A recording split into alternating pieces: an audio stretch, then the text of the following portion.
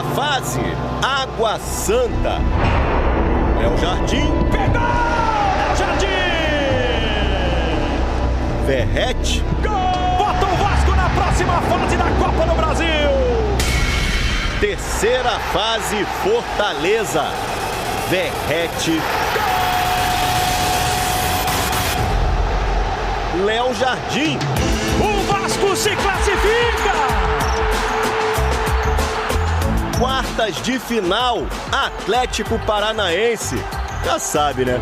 Verrete. Léo Jardim. Verrete pra decidir. Falei que ele não queria muito. Eu agradeci muito ele. A torcida do Vasco ama muito essa dupla. O Vasco tá na semifinal da Copa do Brasil. Muito boa tarde, gente boa, começando o Globo Esporte nesse clima. Vascaíno quer morar nesse abraço aí, é ou não é? Verrete e Léo Jardim classificaram o Vasco, classificação sensacional. Hoje, quem vai atrás de uma vaga na semifinal é o Flamengo, pega o Bahia ao vivo na Globo depois de Mania de Você. Vamos lá pro Maracanã conversar com Débora Gares, que tem as últimas informações do Flamengo. Tudo bem, Débora? Tudo bom, Escobar? Muito boa tarde para você, para todo mundo ligadinho com a gente. Já tô aqui dentro e antecipo que, olha, a decoração já tá pronta e a festa vai ser bonita, viu? Mosaico em praticamente todo o entorno do anel aqui, inferior e superior, além de fumaça colorida, fogos de artifício, vamos ter de tudo para empurrar o Flamengo nesse jogo. O time precisa só de um empate para avançar, já que venceu o jogo de ida por 1-0, gol do Bruno Henrique lá em Salvador. E o retrospecto também favorece bastante o Flamengo. Foram 9 vitórias nos últimos 9 jogos. Não perde para o Bahia desde agosto de 2019, quando perdeu por 3-0 lá na Fonte Nova pelo Brasileirão daquele ano, primeiro turno. E aqui no Maracanã não perde para o tricolor baiano há 30 anos. Em 10 jogos, 8 vitórias do Flamengo e 2 empates. Então, no retrospecto, o Flamengo vai bem, Escobar. Verdade, sem dúvida. E a escalação, hein, Débora?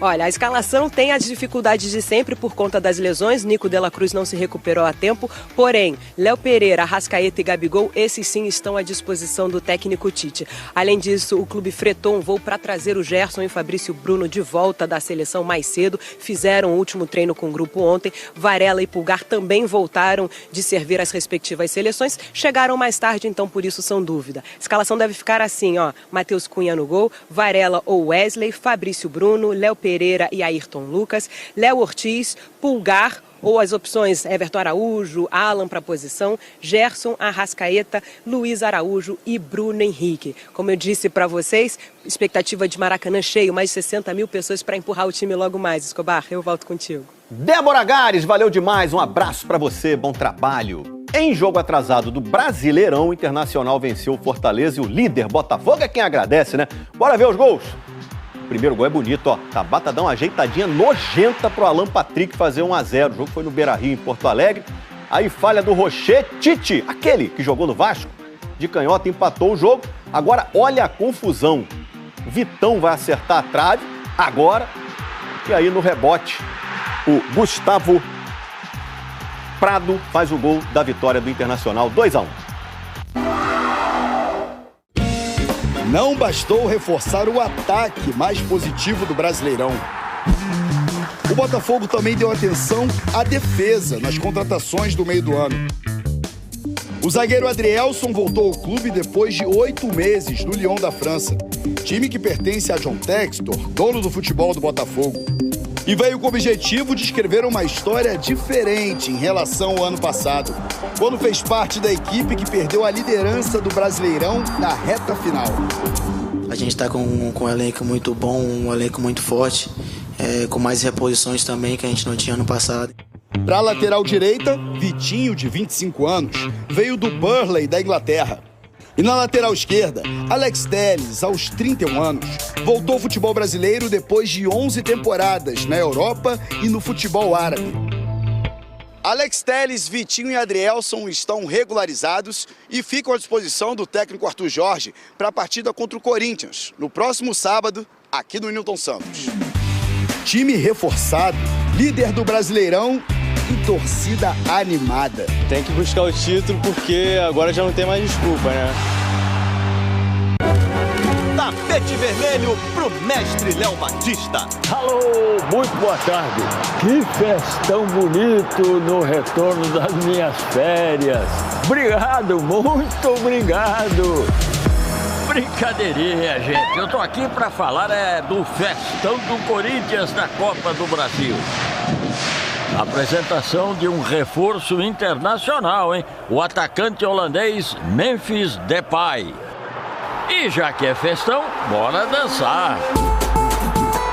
Passinho do auxiliar Emiliano Dias, filho do treinador Ramon Dias. Os jogadores também entraram no clima. Era uma resposta para a dancinha do técnico Jair Ventura. Ele comemorou assim os gols da vitória do Juventude por 2-1 lá no primeiro jogo. Estavam engasgados com a dancinha do Jair, né?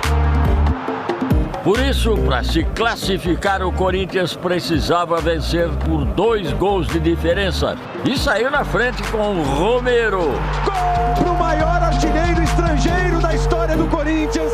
Aí o Lucas Barbosa dividiu com o Hugo Souza, tocou pro gol e saiu comemorando. O lance foi revisado e o árbitro Wagner Magalhães anulou. Entendeu que o goleiro já tinha o domínio no momento em que o Lucas chegou para tirar a bola. Esse toque aqui com a mão direita, de acordo com a regra, texto da regra, já é controle da bola. E o Hugo participou de outro lance que gerou discussão também. Foi atrapalhado pelo Zé Marcos e fez gol contra.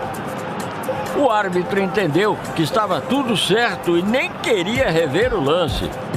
Mas foi chamado para analisar uma possível falta do Zé Marcos no Fagner. Daquele agarra-agarra antes do escanteio, sempre tem, né? Ele empurra o Fagner com força para derrubar. Lance revisado, desta vez gol confirmado, 1-1.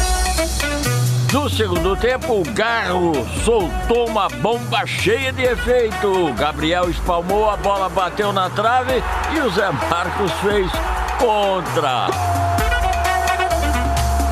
2-1, que levaria o jogo para os pênaltis.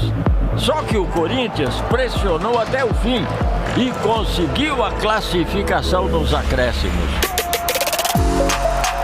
Gol do André Ramalho, primeiro dele com a camisa do Corinthians. Emoção inesquecível. Vai se acostumando, seu Memphis Depay. Festa completa para o Corinthians, que agora espera Flamengo ou Bahia na semifinal. Pois é, Flamengo tem que fazer o dele hoje, né? No próximo bloco tem um papo com o Hernani Brocador, foi artilheiro, campeão da Copa do Brasil com o Flamengo e ainda hoje a classificação do Vasco, hein? Hoje tem jogão, hein? Flamengo e Bahia ao vivo na Globo depois de Mania, de Você. E esse cara aqui, lembra dele? Muito conhecido da torcida do Flamengo, tá dividido para esse jogo, o Hernani Brocador. O ano era 2013. A torcida do Flamengo fazia questão de alertar os adversários. Cuidado, Brocador na área. Um toque de categoria. Mas é gol de Brocador do artilheiro da Copa do Brasil. Muitos não conhecem Hernani, mas conhecem o Brocador. Hernani Brocador. Um apelido que entrou para a história do clube. Tô na praia jogando futebol. A torcida encosta ali, pede para bater foto. Eu acho que isso é um reconhecimento de um trabalho bem feito, né? O atacante marcou 36 gols e foi o maior goleador do Brasil naquela temporada. Foi um ano especial e um ano mágico na minha carreira. Um dos jogos mais marcantes foi o clássico contra o Botafogo, pelas quartas de final da Copa do Brasil. No primeiro confronto, empate em 1-1. No segundo, só deu ele. Hernani!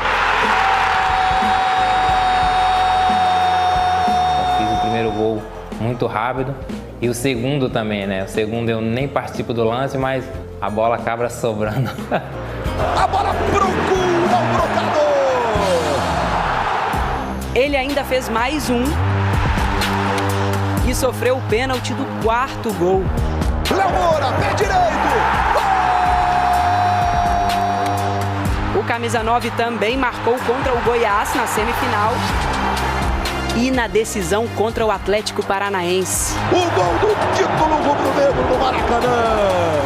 Hernani foi o artilheiro daquela Copa do Brasil com 8 gols. Sempre sonha chegar na grande equipe, virar ídolo, conquistar. E aquele ano, aquela Copa do Brasil foi mágica, né? Hoje à noite, Hernani vai ver o Flamengo enfrentar o Bahia, que era o clube do coração dele na infância. Vai ser o jogo de volta das quartas de final da Copa do Brasil aqui no Maracanã. Olha, agora eu tô um pouco dividido, né? Tenho que ser bem sincero, né? Dois clubes que Bahia eu já gostava desde criança, o Flamengo eu aprendi a gostar por tudo que eu conquistei, por todo o carinho que a torcida tem por mim. O atacante, que nasceu em Bom Jesus da Lapa, no sertão da Bahia, também jogou pela equipe tricolor. No confronto de hoje entre os dois times, o Flamengo tem a vantagem do empate, já que venceu por 1-0 em Salvador. Mas o Flamengo tem essa vantagem, né? O Flamengo tem grandes jogadores e vai ter o fator casa, tem o fator da torcida estar jogando a favor, mas que vença o melhor, né? Tem um carinho muito grande pelos dois e é isso. Domingo, o Fluminense visita o Juventude no Brasileirão e o Ganso humilde na brincadeira que a gente fez com ele, ó. Ô Ganso, Globo Esporte quer saber como seria o seu jogador ideal. Vamos lá, perna esquerda. Perna esquerda? Eu. E o passe, hein? Eu. Inteligência? Inteligência? Eu. Trabalho em equipe? Eu. Pô, humildade tá em dia, hein? Eu. Tô brincando, Ganso. Você é craque. Eu. Seleção feminina venceu Camarões de virada e tá nas quartas de final da Copa do Mundo Sub-20. Mostrar os gols pra você. Coisa começou esquisita. Camarões fez 1-0, Naomi Eto'o. Aí, 1-0 pra ela. Aí o Brasil reagiu. Priscila batendo pênalti, 1-1. E aí começa a brilhar a Dudinha. Guarda esse nome, hein? Dudinha foi passando no meio da defesa. Brasil 2-1. E teve mais um da Dudinha. A base vem forte. Dá pra dizer também entre as mulheres, né? Dudinha fazendo aí o terceiro gol. Brasil 3, Camarões 1. Já já, o abraço que todo vascaíno gostaria de dar. Verrete e Léo Jardim garantiram o time na semi da Copa do Brasil.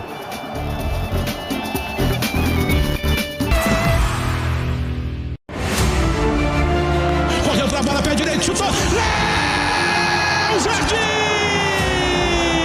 Pablo Verrete, pé direito, chutou e emplacou! Chamá-los de únicos heróis da noite é certamente um exagero. Eles não são os únicos.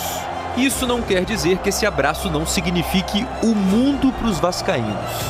Léo Jardim, frio e decisivo, mais uma vez nos pênaltis.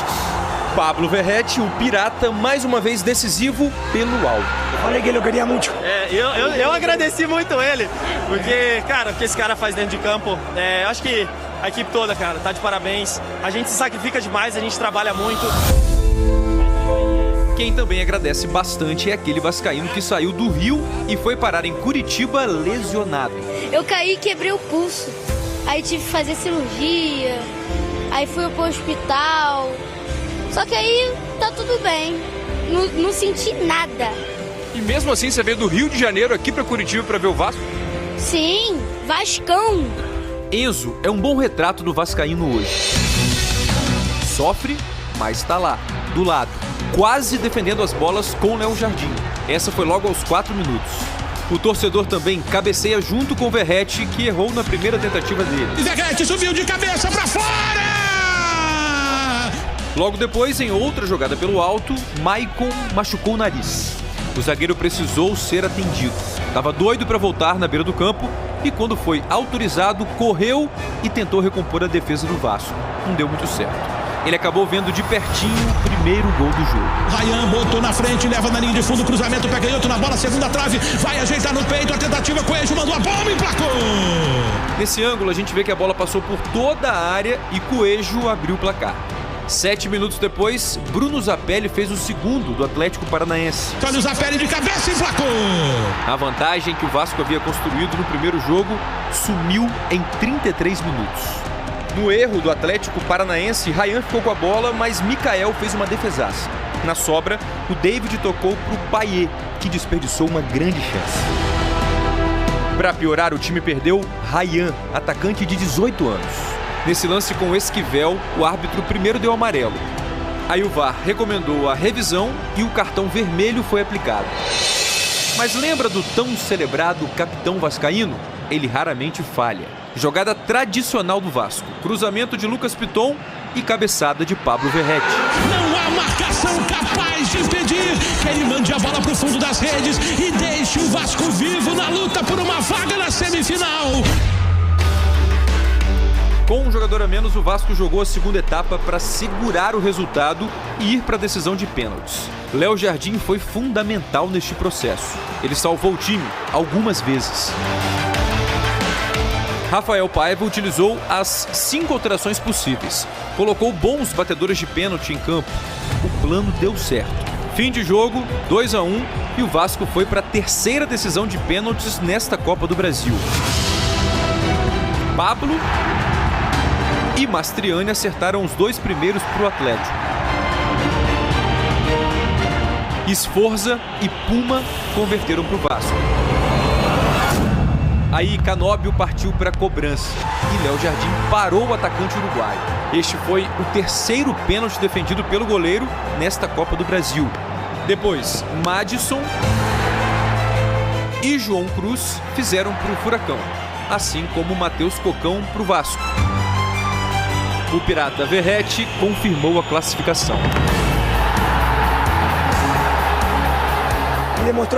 Os jogadores estão honrando essa camisa com muito trabalho, muito sacrifício e estão acostumados a sofrer. Então, o jogo acaba sendo fácil de jogar. São fáceis de jogar. O Vasco é uma equipe acostumada a vencer, acostumada a ser campeã. E a gente precisa resgatar essa identidade do Vasco. Depois de 13 anos, o Vasco volta a se classificar para uma semifinal de Copa do Brasil. A última vez havia sido em 2011, justamente na campanha do título. Agora é celebrar e aguardar o adversário da semifinal. Atlético Mineiro e São Paulo decidem a vaga hoje à noite. Independentemente de quem passar, todo mundo no Vasco sabe que será difícil. Mas de repente, talvez seja melhor diminuir um pouco a dose de sofrimento na próxima vez.